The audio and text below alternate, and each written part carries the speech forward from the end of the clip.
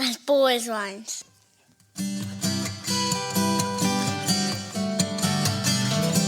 As bold as lions. As bold as lions. As bold as lions.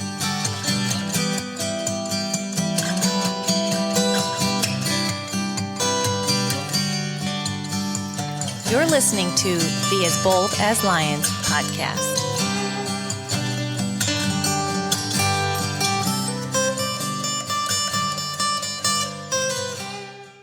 Well, welcome once again. Here we are with the As Bold as Lions podcast. I am Derek, my wife Corey, and we are just finishing up a series that we started a few weeks ago, Profiles in Courage, and just been excited to share these with you each week. Yeah, it's been good. It's been good. Mm-hmm. And Corey, hope your week's been good. Things are all right here in March, yes. March 2022, and time's just flying by. Yes, it is. But we're doing well, and hope you are well as you tune in today and listen. For this week, we are going back to the Old Testament. We've kind of covered a few different characters from the Bible this time around. We have talked about Gideon and Noah. Last time we had gone to the New Testament, talked about John the Baptist. I'm going to finish up here, though, going back to the Old Testament and looking at Elijah. And he's one of my favorite Old Testament personas, I guess you could say. Just a interesting character. Mm-hmm.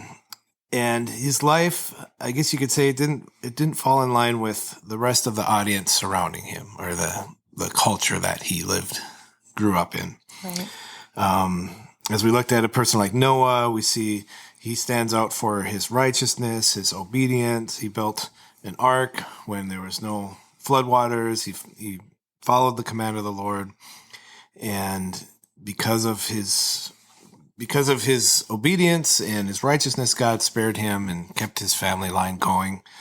Mm-hmm. And Elijah is someone that has just some unique qualities as well, and just some things that I think even as an average everyday Christian, we can see ourselves even in Elijah, because further into the New Testament in James, it talks about Elijah just being a man with a nature and a character like our own. So he's not some Superman Christian or something like that. Right.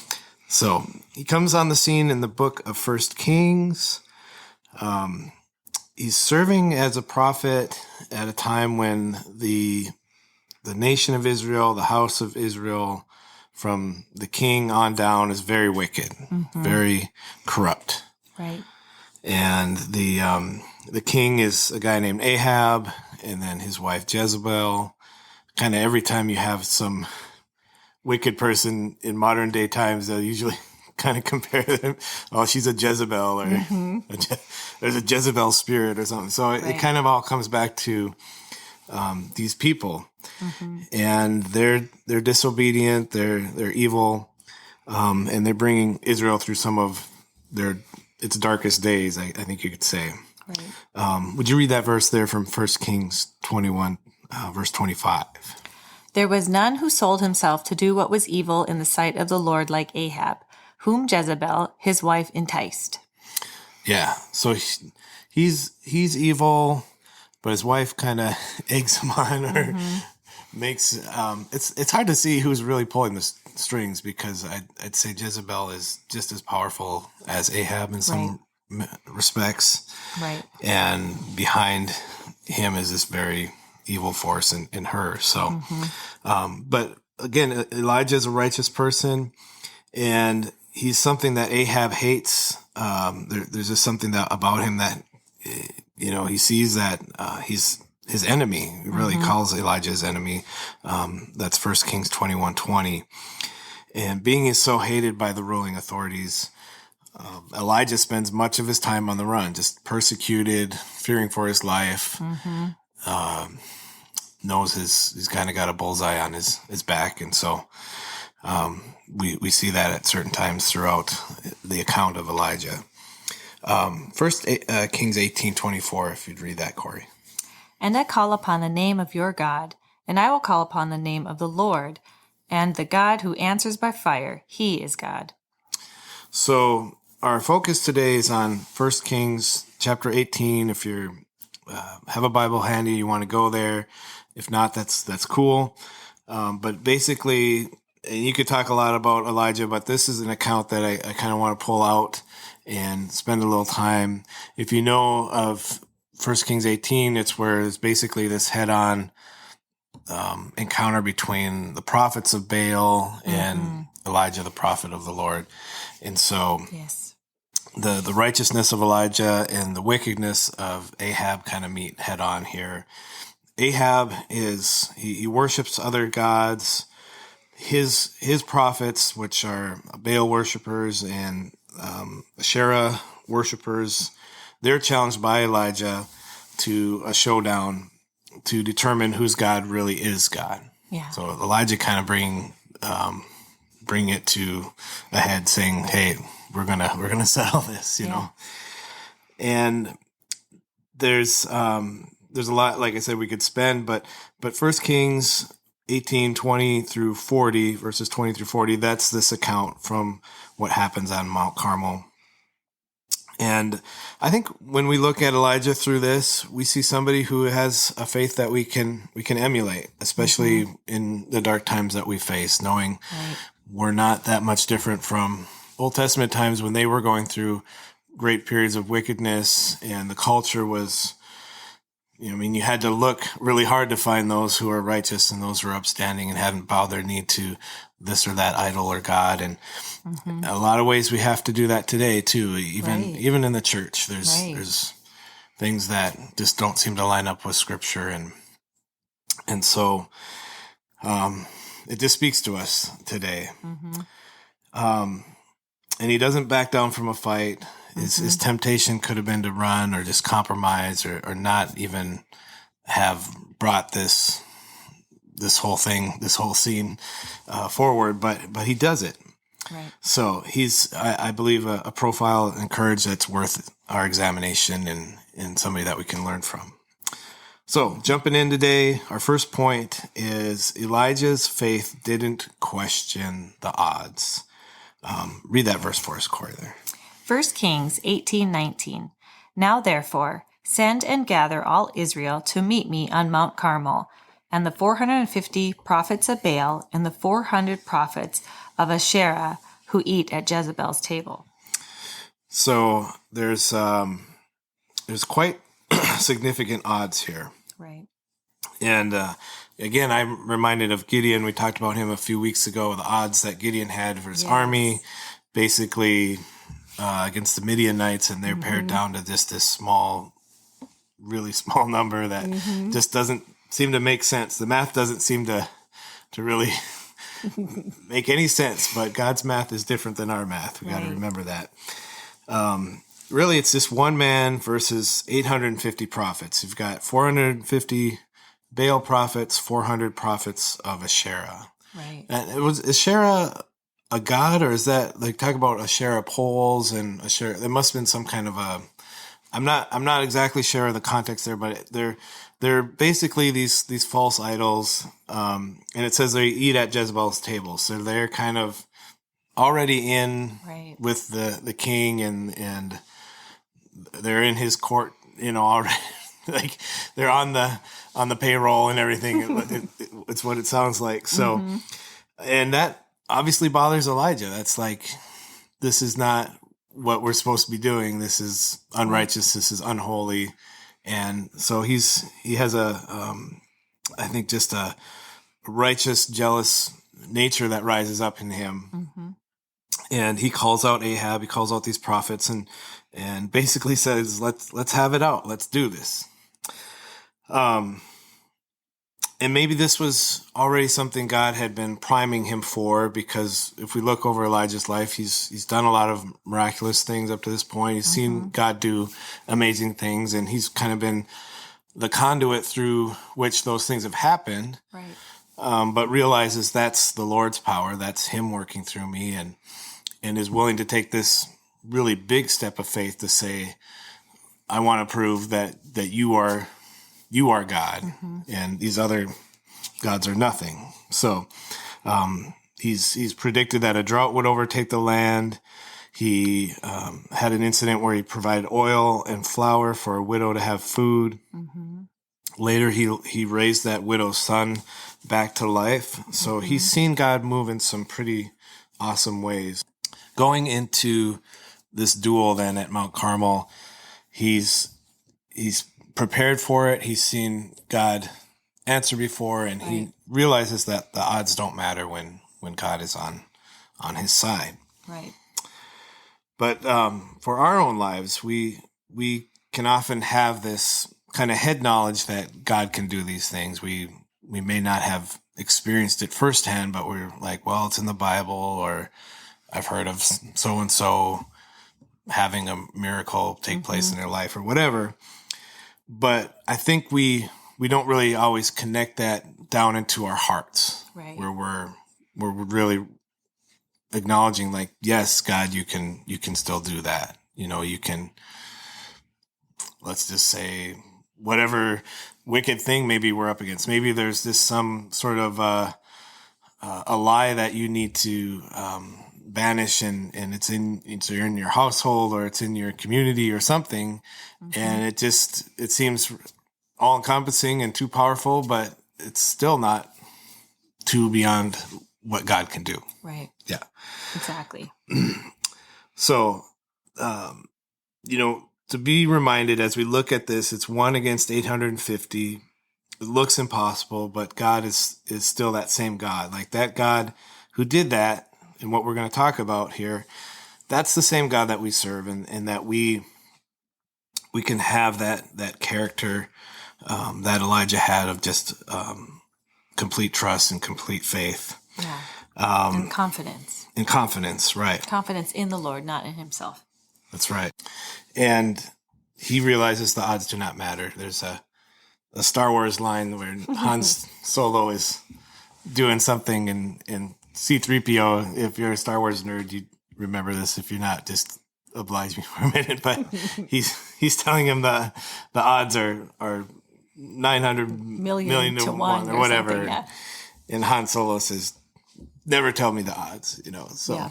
I think Elijah is saying, never tell me the odds when God is on our side. Exactly. So, first point, Elijah doesn't question the odds. Secondly, he drew a line in the sand. He says, follow God or do not. If you'll read that for us, Corey. How long will you go limping between two different opinions? If the Lord is Lord, follow him. But if Baal, then follow him. 1 Kings 18:21. So in one kind of clear, concise statement, Elijah here gets to the heart of the matter. He's got the whole of Israel as a witness before him and lays out the case. Either choose Baal or the Lord. You got to choose a side. Right. And he's trying to, I think, and we see this in various parts of the Bible where it talks about this issue of double-mindedness, that I want to serve the Lord, but I'm also going to serve this other thing. Right. Being kind of drawn to two masters. And if you read that verse there, Matthew 6:24, Corey. No one can serve two masters, for either he will hate the one and love the other, or he will be devoted to one and despise the other. You cannot serve God and money. So Jesus even talks about this, and just connecting the Old Testament to the New here a little bit, just saying, like, you can't serve these two things. One, you're not going to give complete allegiance to either one. Right. And especially if we're saying we're following the Lord, but I'm holding on to this thing, if it's money, or if it's a relationship, or it's an idol in our lives of some sort, we're not going to be able to serve God as we should. And so Elijah's basically saying that just you have to pick a side here. And sometimes the role of a prophet, we see they're just to warn people and call out people from a lukewarm state of living, and to call sin what it is, call sin. And, in this passage, that's what Elijah is taking on. Yeah. Sometimes prophecy is actually, looking into the future, what God is going to bring. But a lot of times it's just warning and calling people out. And that's what we have here. Yeah. So this stirs my heart because, I think today God is raising up men and women who have that same spirit like Elijah to be voices of truth. Yes. And I think the church is in a place right now where we have to point our fingers a little bit to say, at least at ourselves, to do some self-examination. Mm-hmm. Am I trying to serve two masters? Right. Is there something in my heart that it's allowing me to be held back from really serving Christ as I should? Right. Because our God has a standard that we should live for, and that our lives must be above reproach. And we live in a standard that is different from the rest of the world, that we can't cling to the Baals and the false idols and the other things that the world around us clings to. Mm-hmm. So and also just clinging to false things like you're saying, but also just like serving two masters. Like a little bit further back, you had said something about your trust or doubting, double-mindedness. Mm-hmm. Even just serving two masters, one could be your confidence in God, but the other thing you're serving maybe is your doubt. Yeah. And, just coming completely to that place where you just trust and that God will, if God's calling you to do something, to just trust him enough and have confidence enough in him that you will do it. Yeah, we'll do it. Yeah. Yeah. I like that because we can definitely cling to our doubt, or just I think our doubt leaves room for us to cling to our own strength or our own ability rather than relying on God's ability. Right. And maybe don't even consider it doubt. Like, I don't doubt God. Right. I'm just unsure of myself. Yeah. Which is kind of the same thing, Yep. honestly. Yeah. Yep. It's true. When you boil it down, that's where it really gets to the heart of what you're saying. And yeah, either God is or he isn't, it's like Elijah said. Right. And I love that because I think we don't hear that a lot in Christianity today or in sermons, like, just that call to repentance and that call to just say, you either follow God and, I've decided to follow Jesus, no turning back, or you're not really following God. Right. You're holding on to so many other things. There's too much gray area. Yeah. Things need to be just more black and white. Yeah. People love to live in the gray. They do. We all love to live in the gray. Yeah. Yeah. It's not, and I'm not pointing a finger at anybody else but myself. I think when we do this, there's a lot of self-examination that needs to take place. And also just holding people accountable. Here, Elijah is holding, I would say he's holding Ahab and Jezebel to account, and even all of Israel, because Israel has gone down this wicked path with the endorsement of the king and the queen. And so he's kind of, it's come to this point where he's just like, okay, we either got to go this way or this way, because we can't do both. We can't call ourselves the children of God, the people that he led out of Egypt, the into the promised land, all this stuff, and then have our other foot in this camp that's clearly not, right. So we need a little bit of that today, if we're honest. It's okay. All right. That third point is Elijah's obedience clearly put God on display. If you'll read that, a couple verses there, it's a little bit long, but this is bringing us into the heart of the battle here. Answer me, O Lord, answer me, that this people may know that you, O Lord, are God, and that you have turned their hearts back. Then the fire of the Lord fell and consumed the burnt offering and the wood and the stones and the dust, and licked up the water that was in the trench. And when the people saw it, they fell on their faces and said, O Lord, he is God. The Lord, he is God. 1 Kings 18:37-39. Yeah. So just kind of what's going on, what's happening here. we know how this story ends if we've heard this story before, but if you haven't really, basically this duel that Elijah challenges them to an altar that's set up to be consumed with fire and basically a burnt offering type of altar, and the prophets of Baal are to go first, call upon their God to light that altar, to set it ablaze. And they go to all these lengths. I think they're like cutting themselves and doing all this, ritual type stuff to see if they can conjure this up and make this happen. Right. And it doesn't happen. And Elijah kind of pokes at him a little bit too. So, and then he in turn says, prepare the altar for the Lord to consume it. And he has them take water and drench and douse this altar with water, and the wood is all saturated. So He has them dump water on, I think, 3 times. 3 times, yeah. So it's completely wet. And so again, to kind of prove a point, like if this is going to be consumed, God has to literally just hit it with fire and zap it, because a little bit of fire is just not going to take. That's not even going to, you might have a little smoke. That's about it. Right. But Elijah calls on God to answer him. God answers with fire and consumes the altar. And of course, the scene there, the people fall down and worship. You read it. The Lord, he is God. The Lord, he is God. And they acknowledge God for who he is. And when we are obedient to the Lord, we put him on display in a way that nothing else can. Elijah was obedient.